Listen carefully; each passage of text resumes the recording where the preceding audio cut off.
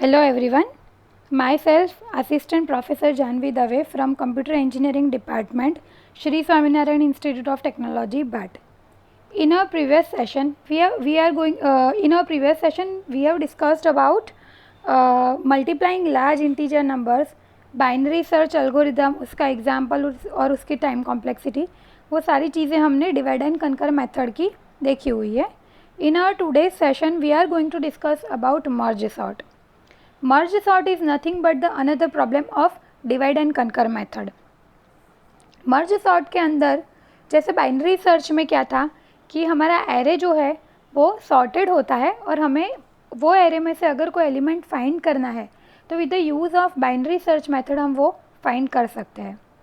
Merge sort क्या है, जैसे हमने सेकेंड चैप्टर में सेकेंड यूनिट में आप लोगों ने देखा, selection sort, insertion sort, heap sort, वो सारे सॉर्टिंग के एल्गोरिदम्स थे.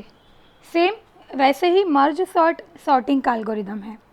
मर्ज सॉर्ट में एक अनसॉर्टेड एरे आपके पास है, वो अनसॉर्टेड एरे को आप सेम डिवीजन में डिवाइड करो. मतलब यहाँ पे मेरे पास 1 से लेके 8 तक के इंडेक्स पे एलिमेंट्स रखे हुए हैं. मैं सबसे पहले स्टेप में क्या करूँगी, पूरे एरे को 2 पार्ट में स्प्लिट करवा दूँगी. मतलब 4-4 एलिमेंट का एरे हम जनरेट करवाएंगे. 2 एरे हम 4-4 एलिमेंट के जनरेट करवा देंगे. तो फर्स्ट, सेकेंड, थर्ड और फोर्थ इंडेक्स पे जो वैल्यू थी वो मैंने फर्स्ट एरे में ले ली, और फिफ्थ, सिक्स्थ, सेवेंथ और एट्थ इंडेक्स पे जो वैल्यू थी वो मैंने सेकेंड एरे में ले ली. अगेन हम क्या करेंगे, ये पार्ट को, ये 4-4 के जो एरे के पार्ट्स हमने जनरेट किए उसको अगेन हम स्प्लिट करेंगे. तो वो 2-2 पार्ट में हम स्प्लिट कर देंगे. तो फर्स्ट एरे का जो फर्स्ट और सेकेंड एलिमेंट था वो हमारा अनदर प्रॉब्लम बन गया, और थर्ड और फोर्थ एलिमेंट जो थर्ड और फोर्थ इंडेक्स पे जो एलिमेंट था वो अनदर एरे बन गया. ऐसे करते करते आपको प्रॉब्लम को सब प्रॉब्लम में, सब प्रॉब्लम को अगेन सब प्रॉब्लम्स में डिवाइड करते जाना है. मतलब हम सब एरेज जनरेट करवाते जाएंगे. कब तक? जब तक हम स्प्लिटिंग ओवर नहीं कर देते हैं तब तक. मतलब आपके पास सिंगल एलिमेंट नहीं आ जाते हैं तब तक, क्योंकि जब आपके पास सिंगल एलिमेंट्स आएंगे तभी आप स्प्लिटिंग रोक सकोगे. अदरवाइज़ आप जितना स्प्लिट कर सकते हो उतना स्प्लिट हमें करना है एरे को. अब थर्ड स्टेप में देखो, हमने एरे स्प्लिट किया तो हमें 8 एलिमेंट्स इंडिविजुअल मिल गए. 724, 521, 298, 529, 31, 189 एंड 451. अब हमें क्या करना है, स्प्लिटिंग अब ओवर हुआ. अब हमें ये जो इंडिविजुअल सब प्रॉब्लम्स है उसे सॉल्व करके उसे कनकर करना है. डिवाइड एंड कनकर मेथड की जो लॉजिक है उसके हिसाब से हमने हमारे प्रॉब्लम को जितना भी हम डिवाइड कर सकते थे उतने सब प्रॉब्लम्स में हमने उसको डिवाइड कर दिया. हमारा जो सेकेंड स्टेप था डिवाइड एंड कनकर का, दैट इज़ सॉल्व दैट सब प्रॉब्लम. उसके बाद हम कनकर करवा रहे थे स्टेप 3 में, मतलब हम मर्ज कर रहे थे. तो अब ये इंडिविजुअल प्रॉब्लम्स को जब भी आप मर्ज करोगे तो मर्ज करते टाइम आप उसको सॉर्टिंग करके मर्ज करोगे. मतलब यहाँ पे मेरा थर्ड स्टेप में देखो, पहला एलिमेंट है 724, सेकेंड एलिमेंट है 521. अब मैं इन दोनों को मर्ज करूँगी तो 521 फर्स्ट पोजीशन पे आ जाएगा और 724 जो है वो सेकेंड पोजीशन पे आएगा. उसके बाद 2 और 98, इनको जब मैं मर्ज करूँगी तो पोजीशन सेम ही रहेगी क्योंकि ये सॉर्टेड है. अब ये दो एलिमेंट के जो एरे हमारे पास 2 है उन सबको मैं मर्ज करूँगी तो 4 एलिमेंट का एक एरे बनेगा. अब ये जब हम मर्ज करेंगे तो हमें ये इंडिविजुअल जो सब प्रॉब्लम्स हमारे थे जिसको हमने कनकर किया उसको अब अरेंज करना है. मतलब 2 और 98 पहले आ जाएंगे और 521 एंड 724 जो है वो उसके बाद आएंगे.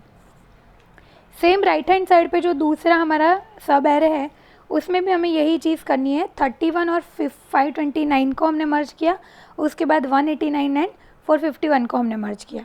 उसके बाद देखो, जब ये 2 सब एरे हम मर्ज करेंगे तो सब एरे के अंदर के जो एलिमेंट्स है उसकी भी सीक्वेंस चेंज होगी, क्योंकि 31 के बाद अगर हम 529 लेते हैं तो 189 एंड 451 जो है वो सॉर्टेड नहीं हो पाएंगे. तो हमने 31 लिया, उसके बाद 189 और 451 लिया, और उसके बाद हमने लिया 529. अब ये 4-4 एलिमेंट के जो एरे थे हमने अगेन उसको मर्ज किया, मतलब कि कनकर किया. ये कनकर करते टाइम भी आपको ये चीज़ याद रखनी है कि जब भी आप मर्ज करोगे तो आपको प्रॉब्लम को सॉर्टेड ऑर्डर में मर्ज करना है.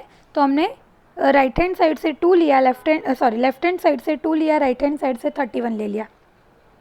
उसके बाद हमने लिया 189, 451, 521, 529 एंड 724। तो जब ये प्रॉब्लम पूरा सॉल्व होके मर्ज होगा तो हमें हमारा जो आंसर मिलेगा that is our sorted array. तो मर्ज सॉर्ट कैसे वर्क करता है वो आपको पता चल गया कि सबसे पहले हमें इसे सब प्रॉब्लम्स में स्प्लिट करना है। तब तक स्प्लिट करते जाओ जब तक स्प्लिटिंग ओवर नहीं हो जाती है, मतलब इंडिविजुअल एलिमेंट नहीं मिल जाता है तब तक।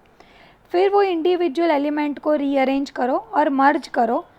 Rearrange according to your sorting करना है हमें। असेंडिंग ऑर्डर हो तो उस तरीके से रीअरेंज करो, डिसेंडिंग हो तो उस तरीके से रीअरेंज करो। यहाँ पे हमने असेंडिंग ऑर्डर का सॉर्टेड एरे जनरेट किया है। तो ये हो गया आपका मर्ज सॉर्ट का एग्जाम्पल। यहाँ पे एक और एग्जाम्पल मैंने दिया हुआ है जो आपको होमवर्क में आपकी असाइनमेंट नोटबुक में करना है।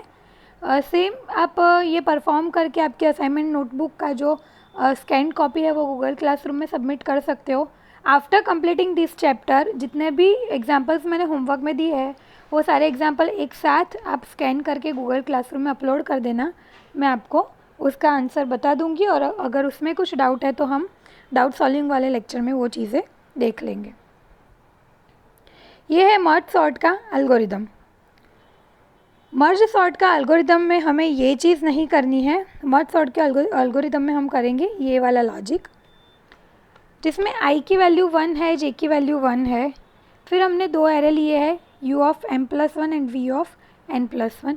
ये दोनों ये दोनों एम्प्टी एरेज है जो हमारे पूरे एरे को हम स्प्लिट कर रहे हैं, उसके आउटपुट हम इसके अंदर लिखेंगे।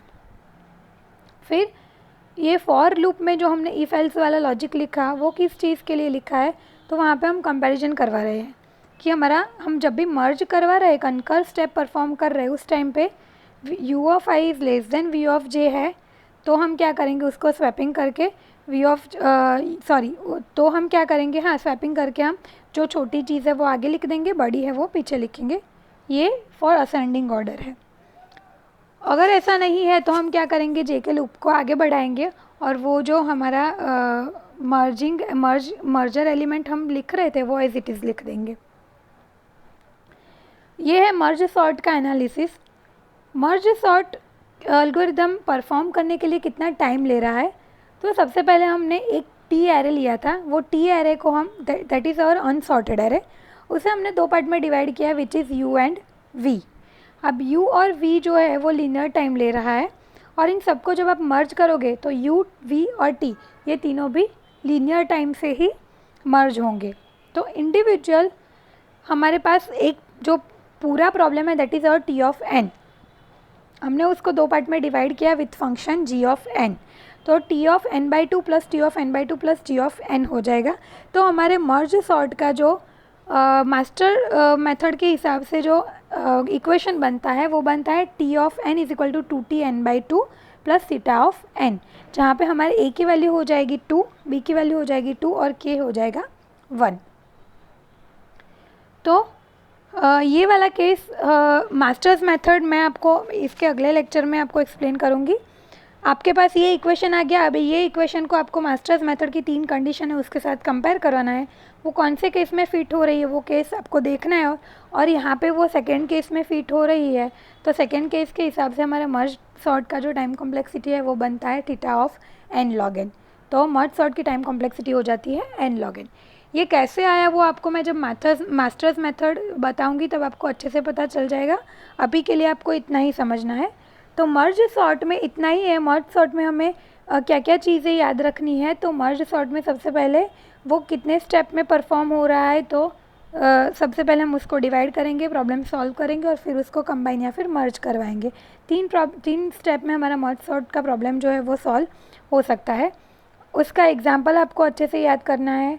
उसके बाद मर्ज सॉर्ट का एल्गोरिदम और उसकी टाइम कॉम्प्लेक्सिटी, ये चीज़ें अच्छे से आपको याद रखनी पड़ेगी। GTU की अकॉर्डिंगली ये मर्ज सॉर्ट वाला एग्जाम्पल जो है वो इम्पोर्टेंट है। 4 मार्क्स में आपके एग्ज़ाम में ये चीज़ आ सकती है।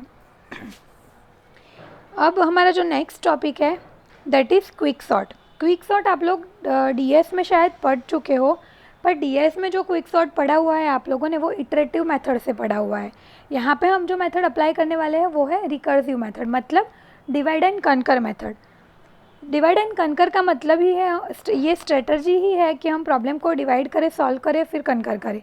तो वो सेम चीज़ हम क्विक सॉर्ट के एग्जांपल में अप्लाई करेंगे। तो सबसे पहले क्विक सॉर्ट क्या कर रहा है, तो quick sort choose is the first element as a pivot element, a lower bound is the first index and upper bound is the last index. Initially आप कोई भी, अगर आपको पाइवोट एलिमेंट नहीं दिया है तो आप फर्स्ट एरे का जो फर्स्ट एलिमेंट है वो आपका पाइवोट एलिमेंट बन जाएगा। आपका लोअर बाउंड जो है वो एरे का फर्स्ट इंडेक्स और अपर बाउंड जो है वो एरे का लास्ट इंडेक्स बनेगा। The array is then partition on their either side of the pivot. अब हमने जो पाइवोट पॉइंट डिसाइड किया है वो पाइवोट पॉइंट को हमें कुछ प्रोसीजर अप्लाई करके बीच में लेके जाना है। तो उसके हिसाब से हम पाइवोट से छोटी वाली वैल्यू को लेफ्ट साइड पे शिफ्ट करेंगे और पाइवोट से बड़ी वाली वैल्यू को हम राइट साइड पे शिफ्ट करेंगे। Elements are moved so that those greater than pivot are shifted to its right whereas the others are shifted to its left. Each partition is internally sorted recursively. जैसे मैंने आपको बताया कि pivot की left side पे हम उसके छोटे एलिमेंट्स और राइट साइड पे बड़े एलिमेंट्स लेंगे। हम यहाँ पे प्रोसीजर परफॉर्म करके देखते हैं। तो सबसे पहले देखो, आपका लोअर बाउंड जो था वो था 0, अपर बाउंड इज़ योर 9 और पाइवोट एलिमेंट था आपका 42। अब हमें करना क्या है, हमारे k की वैल्यू जो है वो 0 है और l की वैल्यू जो है वो है 10। तो सबसे पहले हम करवाएंगे क्या, हम हमारी ये k की जगह पे आप i भी ले सकते हो, पर हमने k और l लिया है। तो देखो हम k को आगे लेके जाएंगे, कब तक, जब तक हमें k की वैल्यू पाइवोट से छोटी मिल रही है तब तक। मतलब आप ये प्रोसीजर कब तक करोगे, जब तक आपको पाइवोट से छोटे एलिमेंट्स मिल रहे तब तक आप ये स्टेप जो है वो रिपीट करवाओगे। मतलब आप 23 पे गए, 23 इज़ लेस देन पाइवोट, 36 पे गए, 36 इज़ लेस देन पाइवोट, उसके बाद आप 11 पे आए, 11 is again less than pivot, उसके बाद हम आए 65 पे। अब 65 इज़ ग्रेटर देन पाइवोट, तो आपको 65 पे नहीं जाना है। अगर 65 इज़ ग्रेटर देन पाइवोट है तो हम क्या करेंगे कि हमारा जो 65 से आगे वाला एलिमेंट था दैट इज़ 11 और पाइवोट की वैल्यू जो है उसे स्वैप करवा देंगे। तो हमने यहाँ पे थर्ड स्टेप में वो चीज़ की है, देखो कि 11 और 42 को हमने स्वैप करवा दिया। ये स्वैप करवाने के बाद हम क्या करेंगे, हमारी एल की जो वैल्यू है उसे हम डिक्रीज़ करेंगे। हम के की वैल्यू इंक्रीज़ कब तक करेंगे, जब तक हमें पाइवोट से कोई बड़ी वैल्यू नहीं मिल जाती है तब तक। जब भी आपको पाइवोट से बड़ी वैल्यू मिलेगी, उसके आगे वाले स्टेप में जो वैल्यू है उसे और पाइवोट को आप स्वैप कर दोगे। अब हम क्या करेंगे, एल को डिक्रीज़ करेंगे। एल को आप कब तक डिक्रीज़ करोगे, जब तक आपको पाइवोट से बड़ी वैल्यू मिल रही है तब तक आप एल डिक्रीज़ करोगे। तो देखो सबसे पहले हमें 87 मिला, हमने डिक्रीज़ किया, 99 मिला, हमने डिक्रीज़ किया, 74 मिला, हमने डिक्रीज़ किया। तो ऐसे करते करते करते करते हम डिक्रीज़ करते जाएंगे कब तक, जब तक हमें छोटी वैल्यू नहीं मिल जाती है तब तक। तो देखो आपको यहाँ पे छोटी वैल्यू कहाँ पे मिली, तो पाइवोट आपका था 42, आपको सेम वैल्यू मिल गई इंडेक्स 3 पे। तो अब 42 के आगे जितने भी एलिमेंट्स है that is your lower bound, मतलब 42 से छोटे एलिमेंट उसके आगे आ गए हैं और 42 से बड़े एलिमेंट उसके राइट हैंड साइड पे चले गए हैं। यहाँ पे मैं फिर से एक बार एक्सप्लेन करती हूँ, अच्छे से याद रखो। अब हमारे पास जो एरे है वो है 42, 23, 74, 11, 65, 58, 94, 36, 99 एंड 87। के को मैं कब तक इंक्रीज़ करूँगी, जब तक मुझे पाइवोट से छोटी वैल्यू मिल रही है तब तक। मैं 23 पे गई, वो पाइवोट से छोटी है, अगेन मैं इंक्रीज़ करूँगी, 74 पे चली जाऊँगी, 74 इज़ ग्रेटर देन पाइवोट। तो हम क्या करेंगे, एल को डिक्रीज़ करेंगे। एल को डिक्रीज़ कब तक करेंगे, जब तक हमें पाइवोट से बड़ी वैल्यूज़ मिल रही है तब तक। 87 पे गए वो बड़ी है, 99 पे गए वो बड़ी है, 36 पे गए वो छोटी है। तो अब हम क्या करेंगे, के की और एल की वैल्यू को स्वैप कर देंगे। मतलब 74 जो है वो 36 की जगह पे चला जाएगा और 36 जो है वो 74 की जगह पे चला जाएगा। मैं आपको ये फिर से इसलिए एक्सप्लेन कर रही हूँ क्योंकि मैंने आगे जो एक्सप्लेन किया वो मैं नहीं समझ पाई, मैं डायरेक्टली मैंने सेकेंड स्टेप देखा तो मुझे ये हुआ कि 36 ऑलरेडी वहीं पे है, पर बाद में मुझे ब्लिंक हुआ कि 36 और 74 स्वैप किया है, इसीलिए मैं आपको ये पहले से एक्सप्लेन कर रही हूँ। अगर पता नहीं चल रहा है, मैं अगेन ये चीज़ एक्सप्लेन कर रही हूँ, अच्छे से सुनो। के की वैल्यू को हम तब तक इंक्रीज़ करेंगे जब तक हमें पाइवट से बड़ी वैल्यू नहीं मिल जाती है, तब तक। तो हमने 23 पे गए, 23 is less than pivot. Again हमने इंक्रीज़ किया, हम 74 पे गए, 74 इज़ ग्रेटर देन पाइवट। अब जब भी आपको पाइवट से ग्रेटर वैल्यू मिल रही है तो आप क्या करोगे, एल को डिक्रीज़ करना स्टार्ट करोगे। और एल को आप कब तक डिक्रीज़ करोगे, जब तक आपको पाइवट से छोटी वैल्यू नहीं मिल जाती है तब तक। तो हम 87 पे गए, 87 is greater than pivot. Again हमने डिक्रीज़ किया, हम 99 पे आए, 99 इज़ ग्रेटर देन पाइवट। उसके बाद अगेन हमने डिक्रीज़ किया, हम 36 पे आए, 36 इज़ लेस देन पाइवट, क्योंकि पाइवट की वैल्यू है 42। तो अब हम क्या करेंगे, हमारे के की वैल्यू और एल की वैल्यू को स्वैप करेंगे, मतलब के की जगह पे एल की वैल्यू जाएगी और एल की जगह पे के की वैल्यू जाएगी। मतलब यहाँ पे सेकंड इंडेक्स पे जो 74 है वो सेवन्थ इंडेक्स पे चला जाएगा और सेवन्थ इंडेक्स पे जो 36 है वो सेकंड इंडेक्स पे आ जाएगा। उसके बाद जो आपको मिला वो एरे है 42, 23, 36, 11, 65, 58, 94, 74, 99 एंड 87। अब अगेन हम के को इंक्रीज़ करेंगे, हमें मिला 36 which is again less than pivot. Again हम इंक्रीज़ करेंगे, हमें मिला 11 is again less than pivot. Again हम इंक्रीज़ करेंगे, हमें मिला 65 which is greater than pivot. तो हम क्या करेंगे, 65 से आगे वाली एलिमेंट पे, आगे वाली इंडेक्स पे जो एलिमेंट है वो और पाइवट की वैल्यू को स्वैप करवाएंगे। मतलब मैंने 11 और 42 को स्वैप करवा दिया। अब हमें मिल रही है पाइवट से ग्रेटर वैल्यू, तो हम एल को डिक्रीज़ करेंगे। एल हमारा कहाँ पे था, 74 पे, तो 74 पे से 94 पे आएंगे। 94 again is greater than pivot. उसके बाद हम 58 पे आएंगे which is greater than pivot. उसके बाद हम 65 पे आएंगे which is again greater than pivot. उसके बाद हम 42 पे आ गए। जब आप 42 पे आ रहे हो तो that is our pivot element. तो अब आपके पास जो एरे है वो एरे क्या रिप्रेजेंट कर रहा है कि मेरा जो एरे है उसके पाइवट एलिमेंट है वो बीच में आ गया है, मतलब उसके लेफ्ट हैंड साइड पे जितनी भी वैल्यूज़ है वो सारी पाइवट से छोटी है और राइट हैंड साइड पे जो वैल्यूज़ है वो सारी पाइवट से बड़ी है। अब 42 को एज इट इज़ रहने दो, उसके आगे जो 3 एलिमेंट है उसको एक अलग एरे कंसिडर करो और उसके ऊपर सेम प्रोसीजर फॉलो करो जो हमने आगे फॉलो की थी।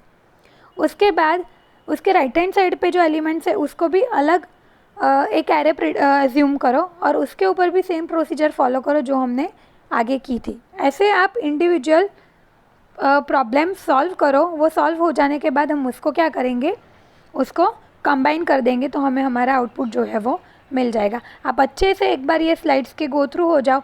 अगर आपको नहीं पता चल रहा है तो हम फिर से ये चीज़ करेंगे, पर क्विक सॉर्ट जो है वो एग्ज़ाम में 7 मार्क्स में आता है, तो क्विक सॉर्ट अच्छे से करना ज़रूरी है।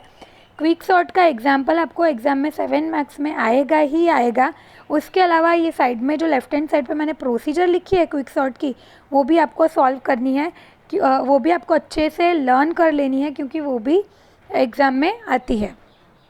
तो यहाँ पे देखो, पहले हमने पाइवट के आगे वाला जो एरे था वो सॉर्ट किया और उसको मर्ज करके हमने पीछे वाला जो एरे है उसको अब यहाँ से सेकेंड स्टेप से स्टार्ट किया है सॉल्व करना। तो ऐसे करते करते आप पूरे एरे को सॉर्ट करवा सकते हो। दूसरी बात, आप जब भी इंडिविजुअल एरे ले रहे हो तो आपका पाइवट के और एल की वैल्यू चेंज हो जाएगी। जैसे हमारा पहला पाइवट 42 था, अब यहाँ पे हमारा पाइवट हो गया है 58। हम कहाँ तक आगे जाएंगे, जब तक हमें 58 से छोटी वैल्यू नहीं मिल जाती है तब तक। तो 58 के आगे गए, 65 मिला, 65 इज़ ग्रेटर वैल्यू। तो हम क्या करेंगे, एल को इंक्रीज़ करेंगे कब तक, जब तक हमें 58 से छोटी वैल्यू नहीं मिल जाती है तब तक। मतलब आगे जो प्रोसीजर हमने फॉलो की थी वही प्रोसीजर आपको अगेन वापस फॉलो करनी है। तो एक क्विक सॉर्ट एग्जाम्पल क्या होमवर्क है, ये 3 एग्जाम्पल्स आपको अच्छे से करने हैं। नहीं पता चलेगा तो मैं आपको एक्सप्लेन करूँगी अगेन मैं आपको दिखा देती हूँ क्विक सॉर्ट में आपको करना क्या है, देख लो। सबसे पहले हम क्या करेंगे, हमारे पाइवट एलिमेंट से जब तक हमें बड़ी वैल्यू नहीं मिल जाती है हम के को इंक्रीज़ करवाते जाएंगे। जैसे ही हमको बड़ी वैल्यू मिलेगी हम क्या करेंगे, एल को डिक्रीज़ करवाना स्टार्ट करेंगे। ऐसे करते करते आपको पाइवट को बीच में लाना है, फिर आपके पास 2 सब प्रॉब्लम हो जाएंगे और आपको यही स्टेप्स अगेन वो सब प्रॉब्लम्स में सॉल्व करने हैं। तो ये जो होमवर्क में एग्जाम्पल दिया है वो एग्ज़ाम्पल आपको अच्छे से करना पड़ेगा। अगर आपको आगे वाला एग्ज़ाम्पल समझ में आ गया है तो आप ये 3 एग्ज़ाम्पल अच्छे से सॉल्व कर सकोगे। ये एग्ज़ाम्पल नोट डाउन कर लेना और आपकी असाइनमेंट नोटबुक में अच्छे से इसको लिख के सॉल्व कर देना। ये है क्विक सॉर्ट का एल्गोरिदम जो आप लोग पढ़ के आए हो। ये इटरेटिव नहीं, ये इटरेटिव एल्गोरिदम है, हमें रिकर्सिव एल्गोरिदम करना है ये वाला। तो ये चीज़ आप अच्छे से देख लो कि हमने टी ऑफ आई जो इंडेक्स थी उससे पाइवोट में डाल दिया, मतलब फर्स्ट एलिमेंट हमारा पाइवोट हो गया। आई की वैल्यू हमने के में डाली है और j+1 की वैल्यू हमने एल में डाली है, मतलब हाईएस्ट इंडेक्स एल में और लोएस्ट इंडेक्स के में। हम ये स्टेप कब तक रिपीट कर रहे हैं, देखो कि हम के को कब तक इंक्रीज़ करवाएंगे, जब तक हमारे पाइवोट से जब तक इंडेक्स की value is greater than pivot नहीं हो जाता है तब तक, मतलब पाइवोट से छोटी वैल्यू मिलेगी तब तक हम के को इंक्रीज़ करवाते जाएंगे। जैसे ही पाइवोट से बड़ी वैल्यू मिली हम क्या करेंगे, एल को डिक्रीज़ करवाना स्टार्ट करेंगे। कब तक, जब तक हमारी इंडेक्स वैल्यू इज़ लेस और इक्वल टू पाइवोट नहीं हो जाती है तब तक। जब के इज़ लेस देन एल आएगा तो हम क्या करेंगे, टी ऑफ के और टी ऑफ एल को स्वैप कर देंगे, जो हमने 36 और 74 वाले केस में किया था वो। तो ये स्टेप रिपीट करते जाओ जब तक आपका पाइवोट एलिमेंट बीच में नहीं आ जाता है तब तक। पाइवोट एलिमेंट बीच में आ जाने के बाद अगेन आपका नया पाइवोट जनरेट होगा, नया के जनरेट होगा और नया एल जनरेट होगा और ये पूरा एल्गोरिदम आप सब एरेस के ऊपर परफॉर्म करोगे। ये है क्विक सॉर्ट की वर्स्ट केस टाइम कॉम्प्लेक्सिटी। आपको ये सारी चीज़ें करने की ज़रूरत नहीं है। क्विक सॉर्ट में आपको इसका एल्गोरिदम और इसका एग्जाम्पल ही अच्छे से करना है, बस याद रखना है। तो इसकी टाइम कॉम्प्लेक्सिटी याद रख लो कि क्विक सॉर्ट की वर्स्ट केस टाइम कॉम्प्लेक्सिटी है theta N square, best case time complexity है theta log N and average case time complexity भी है थीटा एन लॉग एन। तो आज के हमारे सेशन में हम यहाँ तक ही रखेंगे। हमारे नेक्स्ट सेशन में हम स्ट्रेसेंस एल्गोरिदम देखेंगे। तो thank you for watching this video and अगर आपको कोई भी डाउट है ये तो 2 टॉपिक में, मर्ज सॉर्ट में और क्विक सॉर्ट में, तो आप मुझे डाउट सॉल्विंग वाले लेक्चर में पूछ सकते हो। अदरवाइज़ आपके जो असाइनमेंट का मैंने बोला, एक असाइनमेंट नोटबुक बनाओ, जो भी चीज़ें आपको इंपॉर्टेंट लग रही है वो उसमें नोट डाउन करो। उसके अलावा ये जो एग्जांपल्स मैं सॉल्व करने के लिए दे रही हूँ वो भी उसमें लिख लो। फिर उसकी पूरी स्कैन कॉपी जो है वो मुझे गूगल क्लासरूम में आप लोग भेज सकते हो। तो thank you for watching this video and stay connected for the next videos. Thank you for watching. Thank you.